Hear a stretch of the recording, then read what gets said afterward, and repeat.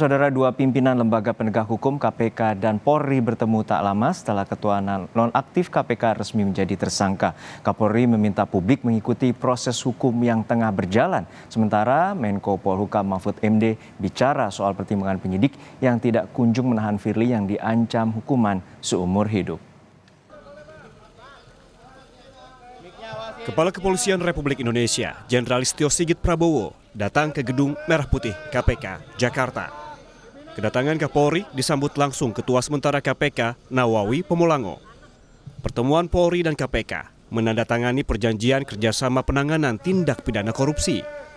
Soal kasus Firly, Kapolri meminta publik mengikuti proses hukum yang sedang berjalan.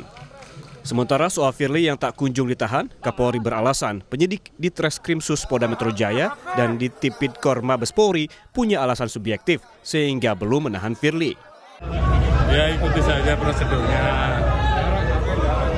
Tentunya penyidik memiliki alasan-alasan subjektif. Namun demikian sepanjang itu masih dimaknai bisa ditoleransi oleh penyidik, saya kira semuanya tetap berproses dan saya kira yang penting bagaimana kasus ini dipuaskan. Menko Polhukam Mahfud MD juga angkat bicara soal penahanan Firly. Mahfud menyebut penyidik punya kewenangan dan pertimbangan tersendiri soal penahanan Ketua Nonaktif KPK Firly Bahuri. Firly Bahuri tidak ditahan itu ada tiga alasan untuk orang harus ditahan. Satu, kalau dikhawatirkan mempersulit pemeriksaan. Dua, mengulangi perbuatan. Tiga, menghilangkan barang bukti. Mungkin syarat itu sudah, mungkin polisi tidak khawatir Firly lari, tidak khawatir Firly mengulangi perbuatan, tidak khawatir Firly menghilangkan barang bukti karena sudah dihumpulkan semua. Mungkin ya, tapi itu tidak bisa ditanya ke saya, itu urusan polisi, penyidik saya tidak boleh masuk. Jumat 1 Desember 2023, jadi kali pertama Ketua Nonaktif KPK Firly Bahuri diperiksa polisi sebagai tersangka kasus pemeriksaan mantan-mentan Syahrul Yassin Limpo. Usai diperiksa, Firly menegaskan bakal taat hukum serta menjunjung tinggi supremasi hukum. Saya saat taat kepada hukum, menjunjung tinggi supremasi hukum, dan tentulah kita sadar bahwa negara kita adalah negara hukum. Mari kita percayakan kepada proses hukum yang berjalan, dan tentulah kita berharap, kita percaya sepenuhnya bahwa hakim akan memberikan keputusan yang seadil-adilnya. Di hari yang sama, penyidik juga memeriksa bos Hotel Alexis sekaligus Ketua Harian PBSI Alex Tirta.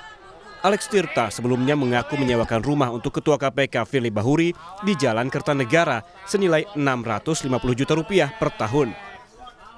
Alex bilang Firly membayar uang sewa rumah senilai Rp650 juta secara tunai. Ya, semua. Pak, tadi dikonfrontir sama Pak Firly nggak, Pak? Enggak. Tapi sempat ketemu Pak diantar sama Pak Firly, Pak?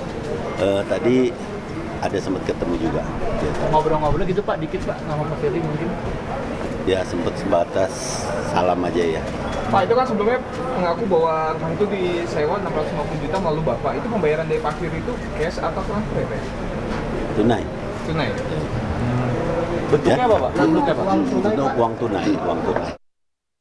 Ketua Nonaktif KPK Firly Bahuri dijerat dengan pasal berlapis. Penyidik menjerat Firly dengan Undang-Undang tentang Pencegahan dan Pemberantasan Tindak Pidana Korupsi. Pasal 12E soal pemerasan, Pasal 12B soal suap, dan Pasal 11 soal gratifikasi. Firly Bahuri pun kini terancam pidana penjara paling lama seumur hidup atau penjara paling singkat 4 hingga 20 tahun serta denda maksimal Rp1 miliar. Tim Liputan, Kompas TV.